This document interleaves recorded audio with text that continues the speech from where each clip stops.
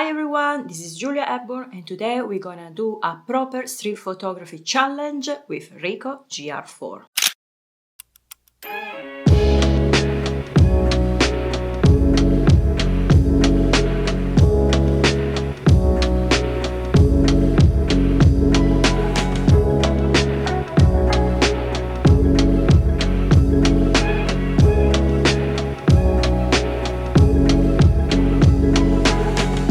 Welcome back to this channel and thank you for joining me today. In the past video about the Ricoh GR4, I show you more my very first approach and more like landscape photography, documentary photography. However, I think it's finally the time to test this camera in the street. Yes, finally. For this street photography challenge, I wanted to test, of course, the versatility of the Ricoh and trying to be more close to my subject, to interact maybe. And also I wanted to test one specific feature that I was really intrigued, and that is the double exposure.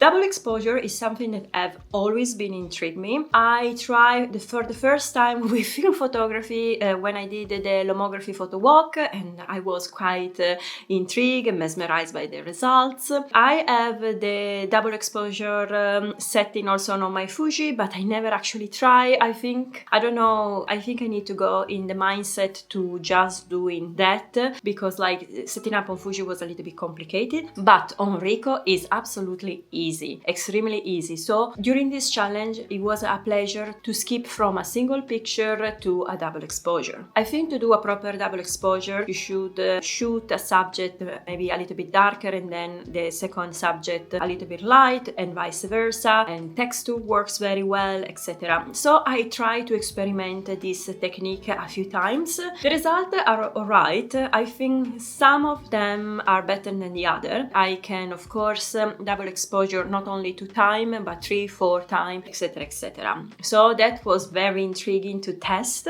and for some of the shot I actually did 4 to 5 exposure. Of course there is the little problem because you introducing more light in each shot, so that you need to take in consideration this detail.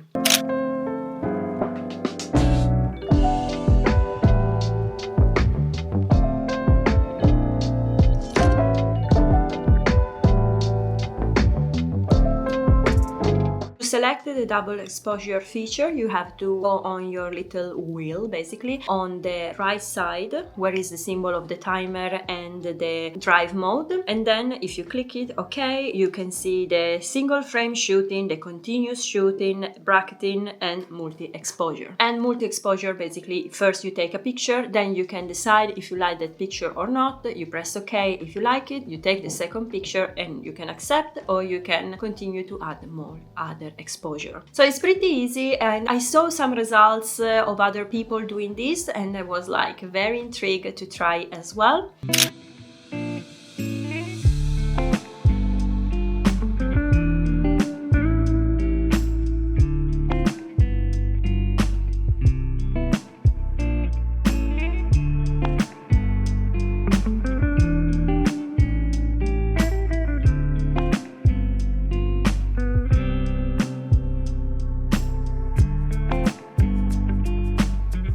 Today I'm also just shooting in JPEG. As I told you previously in the other video, I found this very relieving and made me really free to do it, and that I don't have to think about, oh my god, I need to retouch later. So also it makes me more present and conscious that what I want to achieve when I'm shooting is what you will see in the video. I don't want to over retouch, I don't want to change the shadow, etc. In this case my main focus was only to take a nice street photography picture.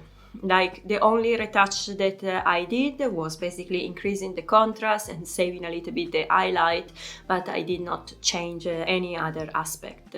I'm shooting with the simulation of a positive film that is actually one of my favorite. I like how the color came out straight of the camera with this simulation. For the focus this time I decided to go for zone focus, and I think it's actually better for my type of photography. Last time I tried with a single point, that it's fine, but I tend to be very fast in my process of walking and taking the picture. I'm just really don't stand longer to waiting my subject, so I would like something quick and snappy, and a single focus point, maybe if I'm walking, I'm not able to be as quick as I want to change, so zone focusing seems the best option for me. Also, for other setting, my white balance is automatic white balance. I put a limit to 6400, so I know that I'm not going to make everything extremely grainy. And for the aperture, I was between f8, f10, and for the shutter speed, 200. Of course, I also tweak a little bit these settings when I wanted to experiment more for achieving some kind of blur and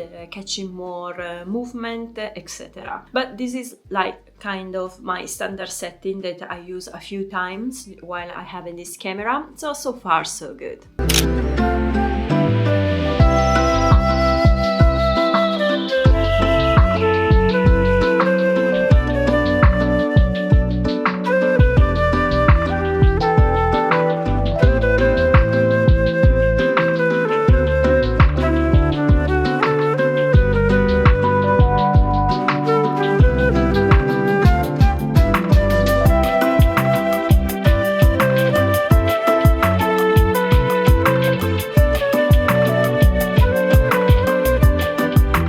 I shoot in an area that people are quite aware of what's going on, and that's why I was not really able to film a lot around me. However, the experience with the camera is much better compared to the experience I have in the same area with Fuji or when I was shooting with a film camera. Of course, in the past I was with a group of people, so it's also different the approach. This time I was completely alone, but the camera is so small, like honestly, like I know that you are all GR fan, so you're like, yes, we know this already since forever, but it's unbelievable how small it is and so snappy, so quick. This time I was having it around my neck, so a different approach compared to the other time. It's unbelievable, like honestly, it's so light to carry around and so quick.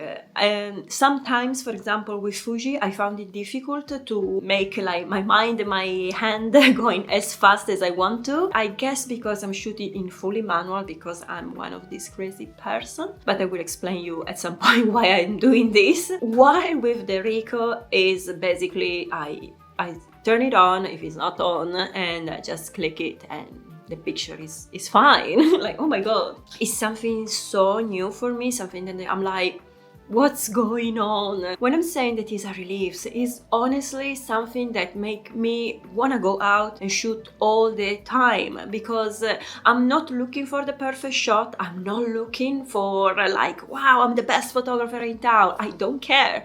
I just wanna go out and see the world and experience the world and be able to catch a glimpse of this world. So that is fascinating me, and it's a completely different approach from what I did before. Also, I found myself shooting more close to the people. I know that I'm still not that close. We're gonna get there, okay? I promise. But I see myself more close to the people. Sometimes I also spoke with them because there's nothing scary about this. So the general experience as a photographer completely changed for me in positive, like extremely positive. After the previous two sessions that you saw on this channel, this one was actually the first conscious street photography session where I was actively looking and practicing something. And I'm happy with the result. Let me know if you ever try to do the double exposure as well, or if you are intrigued to do it. If you got the GR4, I'm super curious to see your profile. What are you doing? What is your experience with this camera? And thanks for watching, and I'll see you next time. Ciao!